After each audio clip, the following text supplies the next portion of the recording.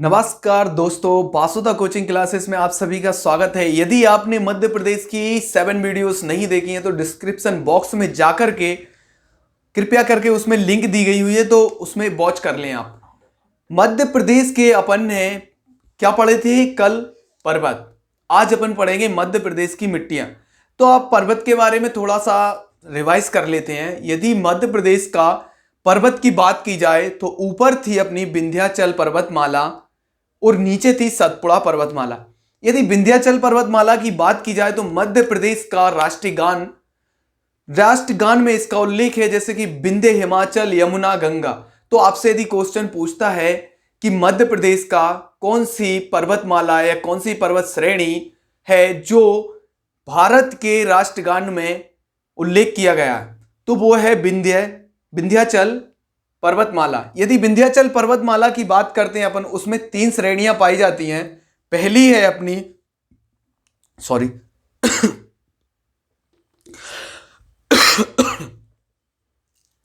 पहली है विंध्य श्रेणी, दूसरी है भांडेर श्रेणी और तीसरी है कैमूर श्रेणी।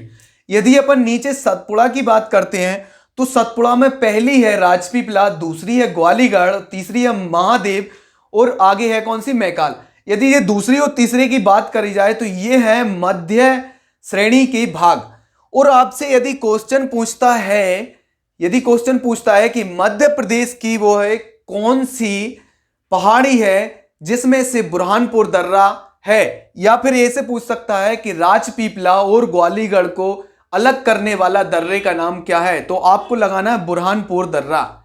यदि आप बात करते हैं कि यहां महादेव श्रेणी है, महादेव श्रेणी, उसमें मध्य प्रदेश की सबसे ऊंची चोटी धूपगढ़, जिसकी ऊंचाई है 1350 मीटर। और आपको पता होगा कि मध्य प्रदेश की एकमात्र हिल स्टेशन जो कि पचमढ़ी है, वो किसमें है? मध्य श्रेणी में। अब आगे आप देखते हैं मध्य प्रदेश की मिट्टियां। मध्य प्रदेश की मिट्टियां, तो मध्य प्रदेश की यदि मिट्टी की बात की जाए तो मिट्टी है जो यह मध्य प्रदेश भारत का दक्षिणी प्रायद्वीप का भाग है। मध्य प्रदेश दक्षिणी प्रायद्वीप का भाग है, इसलिए इसमें अवशिष्ट मिट्टियां पाई जाती हैं। तो जैसे कि आपने देखा, मैंने कहा आपसे प्रायद्वीप, तो यह अपना हल्का सा मैं डायग्राम बनाता हूं।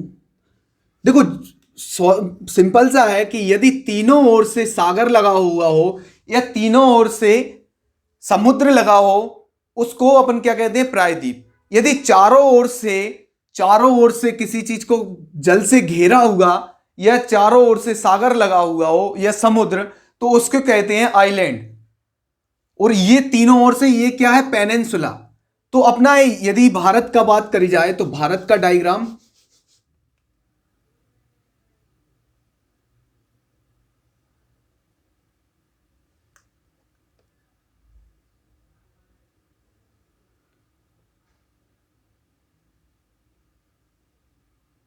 ये है भारत। तो भारत का जो मध्य प्रदेश की स्थिति है भारत के मध्य में, और ये अपना क्या लगता है? ये तीनों ओर से जल से घिरा हुआ है, तो इसलिए इसे प्रायद्वीप कहा जाता है। इंग्लिश में इसे पेनिनसुला कहा जाता है। तो इसलिए मध्य प्रदेश दक्षिणी प्रायद्वीप का भाग है। अब आगे देखते हैं इसमें मध्य प्रदेश में अवशिष्ट मिट्टियां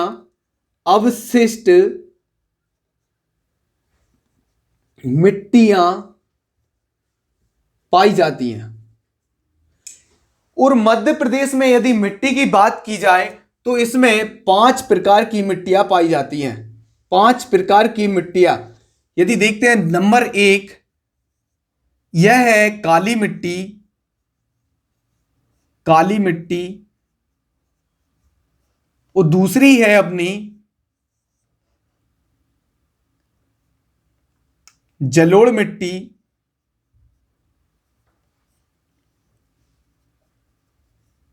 तीसरी बात की जाए तो यह है मिश्रित मिट्टी,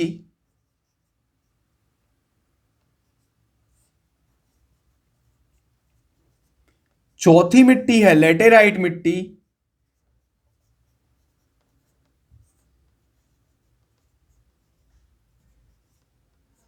और पांचवी बात की जाए तो लाल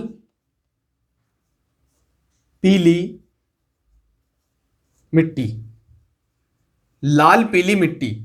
अब अपन मध्य प्रदेश का डायग्राम बनाते हैं, उसके अनुसार समझते हैं।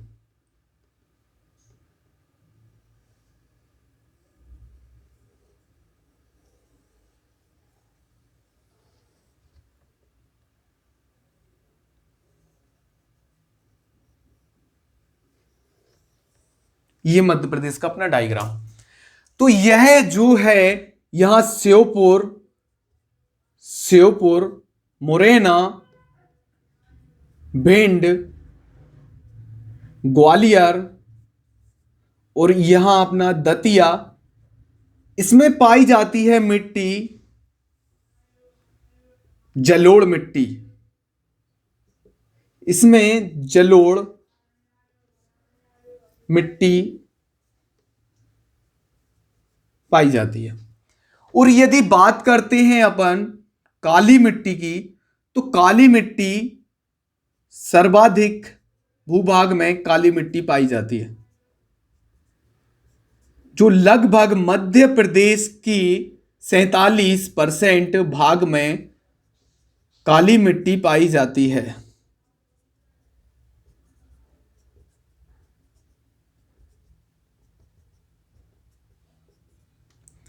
यह है काली मिट्टी।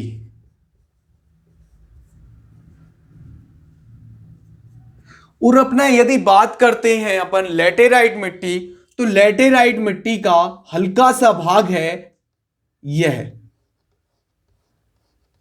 यह है लेटेराइट मिट्टी।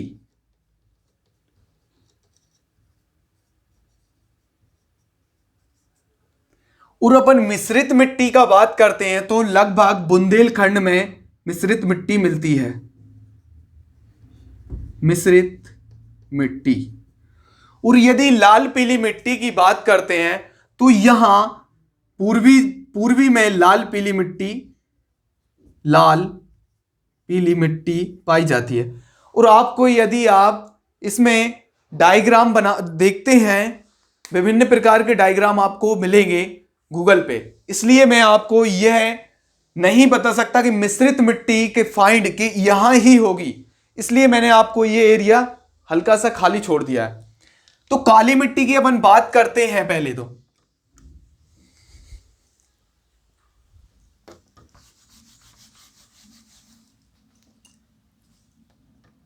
नंबर 1 काली मिट्टी।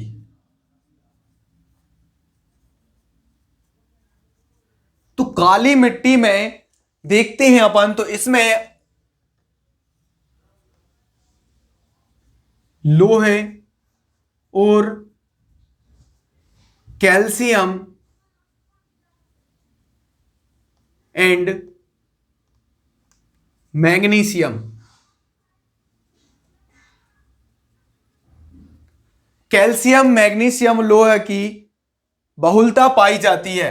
काली मिट्टी का मध्य प्रदेश में लगभग 47% भाग पर पाई जाती है।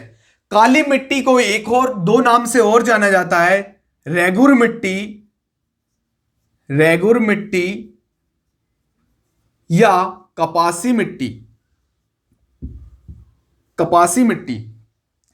यदि काली मिट्टी मध्य प्रदेश का पूरे संपूर्ण भारत से यदि रिलेट किया जाए तो सर्वाधिक काली मिट्टी महाराष्ट्र में पाई जाती है। दूसरे नंबर पर मध्य प्रदेश में पाई जाती है। सर्वाधिक काली मिट्टी महाराष्ट्र में और दूसरे नंबर पर मध्य प्रदेश में पाई जाती है। और काली मिट्टी का सर्वाधिक क्षेत्र यदि देखें तो मालवा का संपूर्ण क्षेत्र है जो काली मिट्टी का क्षेत्र है। और काली मिट्टी का यदि अपन देखते हैं तो मालवा आपको मैंने पढ़ाया था। मालवा कुछ भाग नर्मदा सोन घाटी और कुछ सतपुड़ा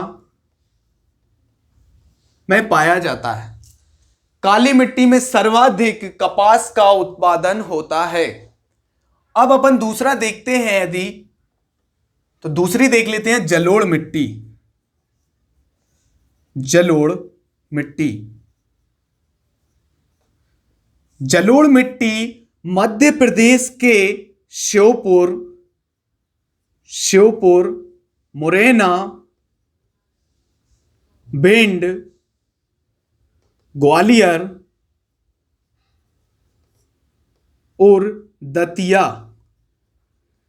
मध्य प्रदेश में सर्वाधिक मिट्टी काली मिट्टी पाई जाती है। और सबसे कम मिट्टी यदि देखा जाए तो दो मिट्टी है, जलोढ़ मिट्टी और लेटेराइट मिट्टी। यदि जलोढ़ मिट्टी की बात करते हैं तो यह नदियों द्वारा बहाकर लाए गए अवसादों से या लाए गए मिट्टी के जमाव से होता है।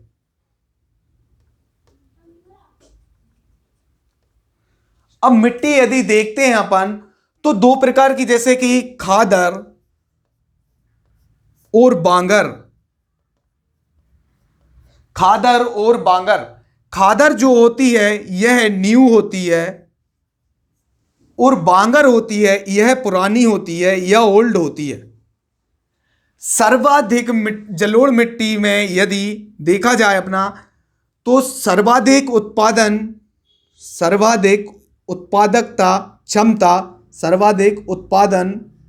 क्षमता होती है। मतलब सर्वाधिक उत्पादन के हिसाब से देखा जाए तो जलोढ़ मिट्टी है। और काली मिट्टी में अपनी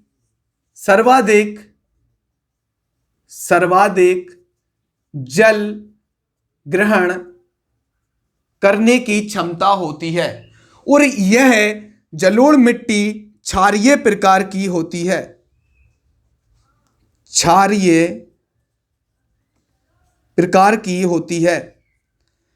जलोढ़ मिट्टी क्षारीय प्रकार की होती है। इसमें सबसे बड़ी समस्या है वह है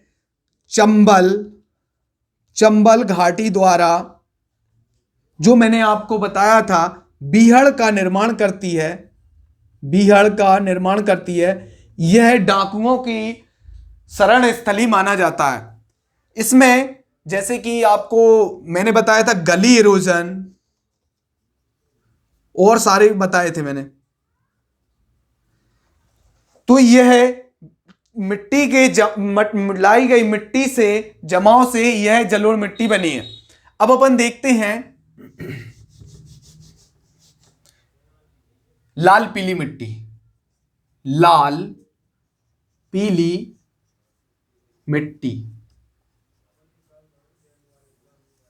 लाल पीली मिट्टी यदि अपन देखते हैं तो यह फेरिक ऑक्साइड के कारण यह रंग पीला होता है। और यह लोहे के ऑक्सीकरण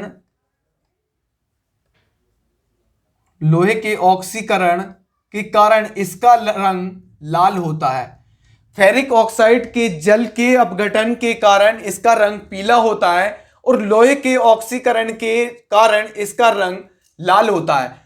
और सर्वाधिक तो अपना क्या था, काली मिट्टी, और दूसरे नंबर पर यदि देखा जाए तो लाल पीली मिट्टी, जिसका परसेंट 37% लगभग 37% भाग पर पाई जाती है।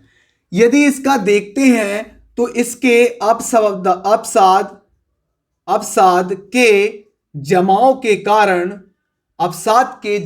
के कारण होता है। और आपको यह तो अच्छे से पता है, यदि अवसाद के जमाव के कारण होता है, जिस मिट्टी का अवसाद के कारण होता है उसमें सर्वाधिक पेट्रोलियम, कोयला, गैस इसका सर्वाधिक मात्रा में पाया जाता है। इसीलिए यह जो पूर्वी भाग है इसमें कोयला निकलता है, जो कि मैंने आपको कल ही बताया था कि यह पूर्वी या बघेलखंड का पठार, इसमें कोयला का सर्वाधिक उत्पादन होता है। और लाल पीली मिट्टी का कुछ भाग नर्मदा सोन घाटी, जो यहां से नर्मदा सोन घाटी लग जाती है, और कुछ भाग सतपुड़ा में भी पाया जाता है।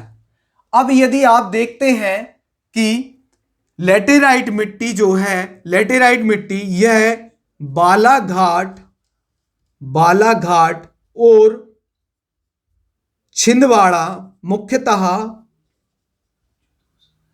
बालाघाट और छिंदवाड़ा में पाई जाती है, और मिश्रित मिट्टी बुंदेलखंड में पाई जाती है। अब थोड़ा सा अपन दोबारा अच्छे से समझ लेते हैं।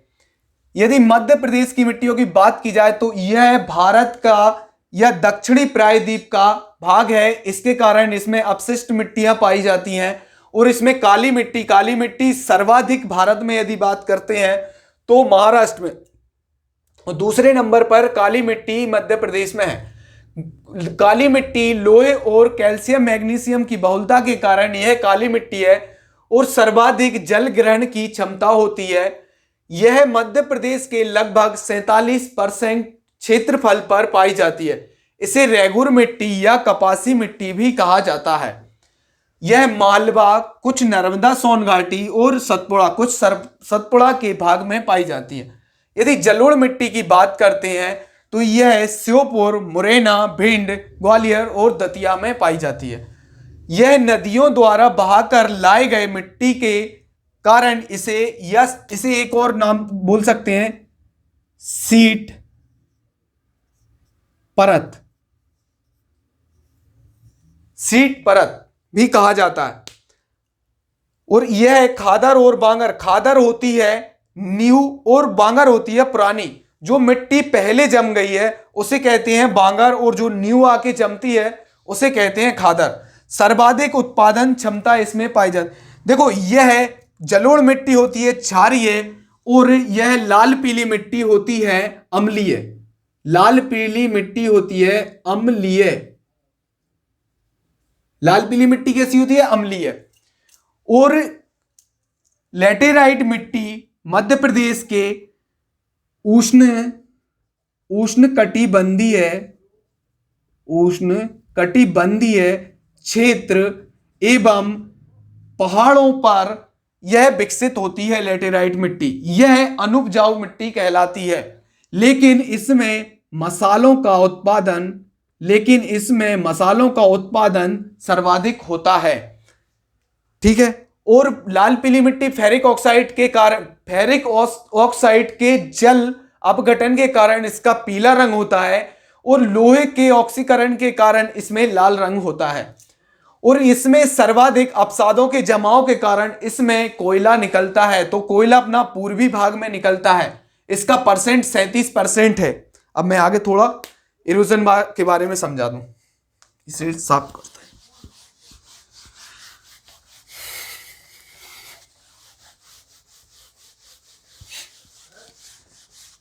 सर्वाधिक काली मिट्टी, फिर दूसरे नंबर पे अपने मध्य प्रदेश में कौन सी है? तो लाल पीली मिट्टी।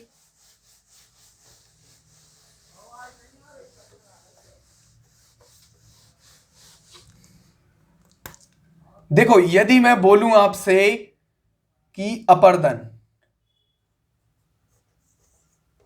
तो पहला देखो परत अपर्दन। परत अपर्दन को क्या बोलते हैं? Seat erosion. और दूसरी है अपनी कौन सी? अवनालिका अपर्दन। अवनालिका अपर्दन। अवनालिका मतलब होती है गली, इरोजन। और तीसरा यदि अपन देखते हैं तो वर्षा बूंद अपर्दन, स्प्लैश इरोजन। और एक और कौन सी है?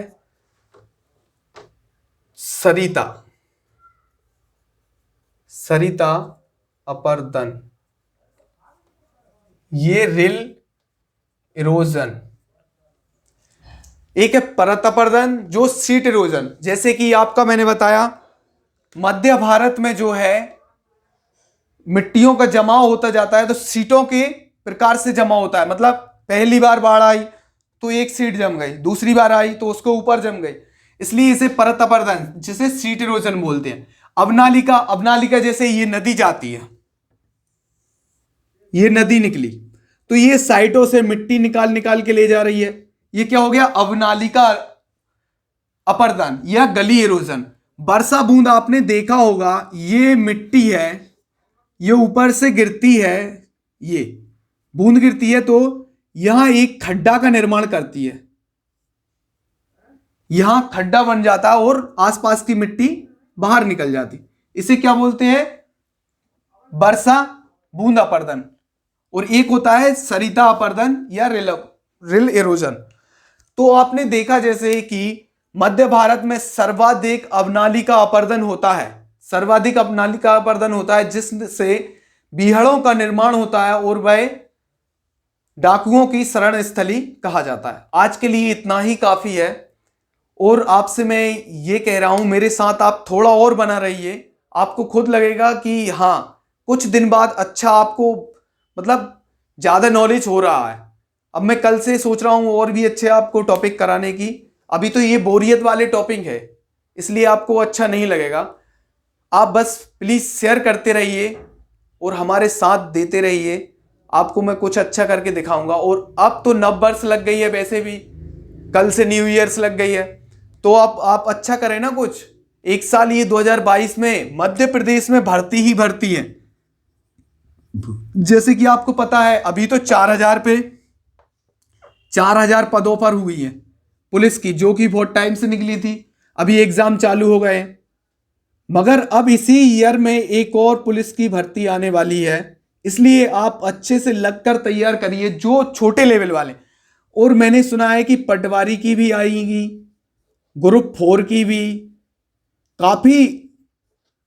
काफी वैकेंसी डली है। और अभी फिलहाल में हाई कोर्ट की चल रही है कि हाई कोर्ट की मतलब एग्जाम नहीं आए हैं, फॉर्म डल चुके हैं, इसलिए आप अच्छे से तैयारी करिए, एक बार में ही नौकरी लीजिए, क्योंकि नहीं 5 साल, फिर 5 साल तक नहीं आएंगी तो फिर बैठे रहिए, इतने साल तक तो आप नहीं कर सकते वेट, आपके घर वाले शादी कर देंगे। इसलिए अच्छे से तैयारी करिए, तीनों क्लास चल रही है, मैथ की, इंग्लिश की और एमपीजीके की। जो कांस्टेबल की तैयारी कर रहा है वो पहले ये एमपी खत्म हो जाए, उसके बाद अपन साइंस करेंगे।